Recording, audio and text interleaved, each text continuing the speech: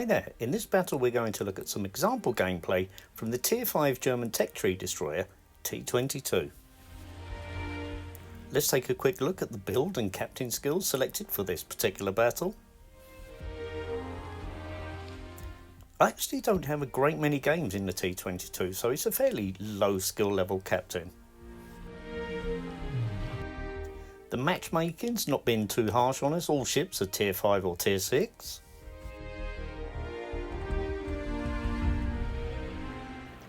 Okay, stepping up from V170 to the T-22, we lose the forward firing torpedo tubes, but we do gain hydro.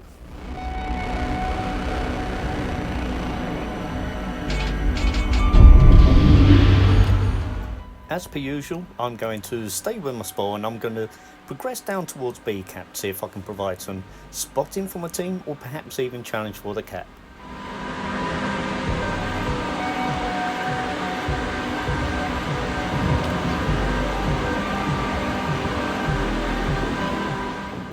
Early signs are that two other destroyers from the friendly team are going to go to the same cap, so we should have a position of dominance there. Let's see how we go.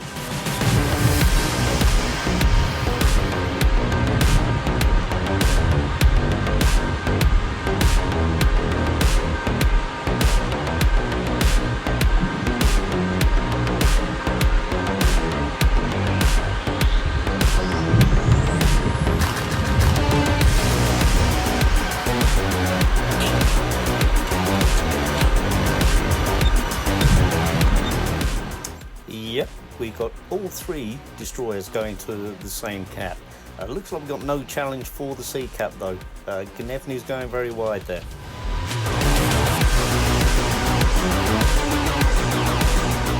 I'm not using my speed boost to catch up because with the lower level German destroyers, my experience has been that you need to save that for survivability later in the battle. And Dido expressing his displeasure at three destroyers going to the same cap, and no destroyer going for the C cap, which is where he is. To be fair, he has a point. Although we're capping B faster than the enemy's managing to catch C, it doesn't give us any real advantage if we're both getting a cap for free, so we need to go and do something about C once we've finished here. Okay, I'm detected already. Oh, and we can see straight away there's Schooner, the enemy destroyer. Hope I'm pronouncing that correctly. Correct me if I'm wrong in the comments. I'm getting some shots away on Schooner, but with the other two destroyers in the cap as well, I'm guessing he's going to hide behind that island that he's approaching now, so I'm going to put some preemptive torps either side and see if he tries to back out. Maybe we can catch him. The good job that the Schooner is doing is that he's preventing us from capping, and the enemy already has the C cap.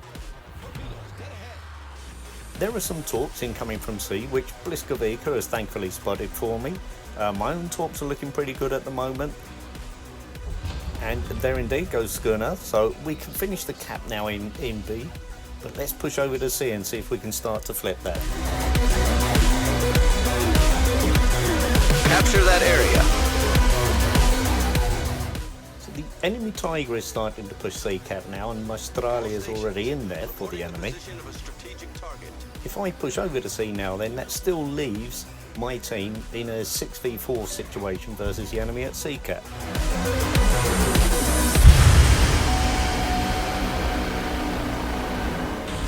Now I don't want to get spanked by Tiger, so I'll get some shots off just as he disappears behind the island there. Let's see if I can get ahead of him now and get a torpedo opportunity. In the meantime though, it looks like Hawkins might present me with an opportunity. Let's see.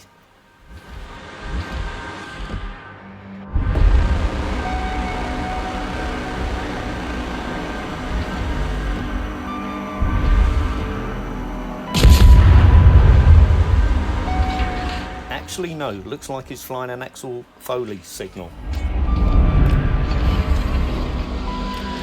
Smoke generator started.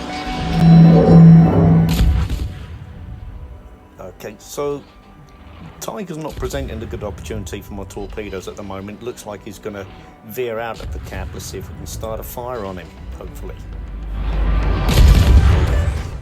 Now, I believe that angry looking smoke screen is empty. The Gnevny took out the enemy Maestrale earlier on, and he's kiting away now. So if we can get this Tiger to shift, that smoke cloud should give me cover to actually go in and start capping.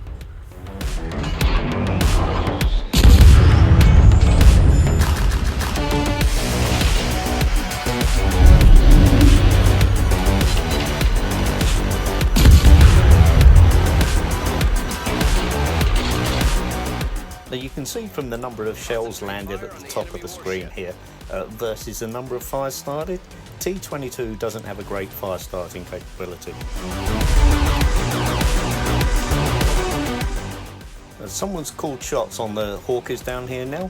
I'll send some torpedoes his way, but as we saw earlier, you know, he's got the Axel Foley flag flying, so I don't expect him to hang around for long.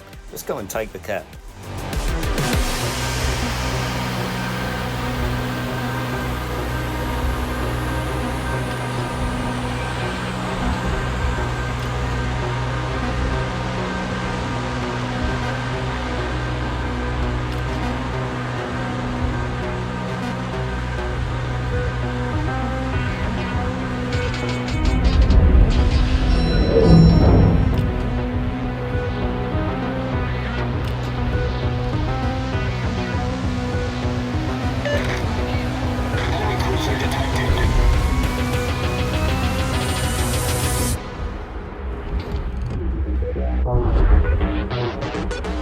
Just as we suspected, he's out of here. But hold on, I'm spotted. Where's that? Okay, here comes the enemy Fubuki. Start to get some shots off on him.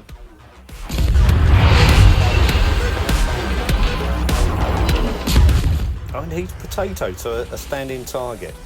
I'll take some incoming fire. I guess that's from the Hawkins, but okay. Now I'm undetected that Fubuki's in smoke, so let me close down. Let's start to use this hydro, see if we can put that to good use.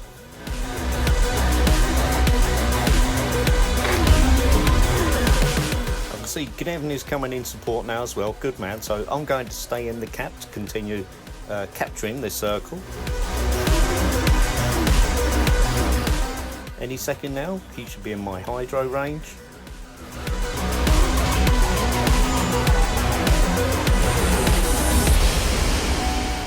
Uh, 2v1 in his engine's damage, so this should be fish in a barrel time.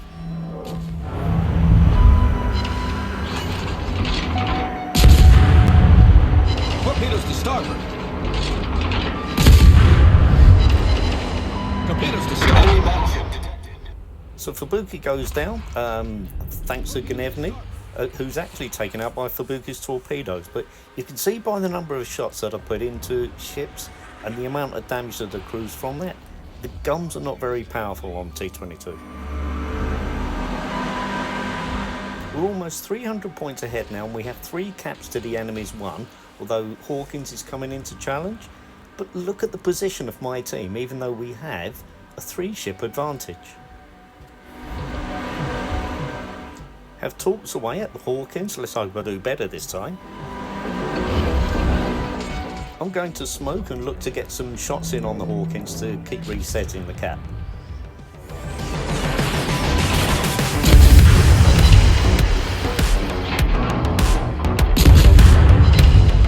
Looks like YOLO time for the enemy. The enemy Fuso is coming to join in the cap, but I have the friendly Gneiss now just over my port side now coming to join us in the cap as well.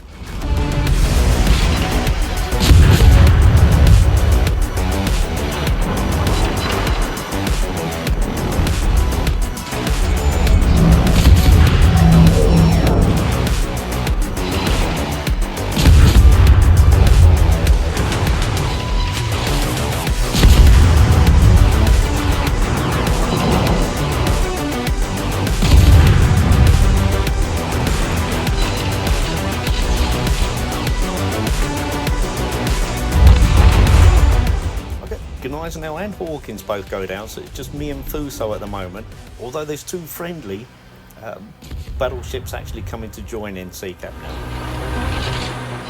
The cavalry is arriving.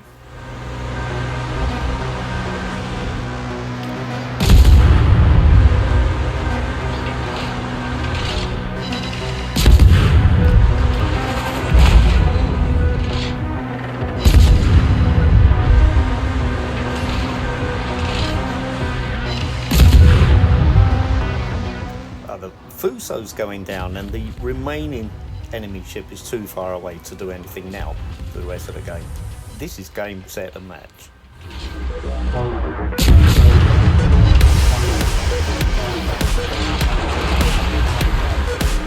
Okay, there's nothing much more of interest to see for the rest of this battle now, so let's hyperdrive to the final scores.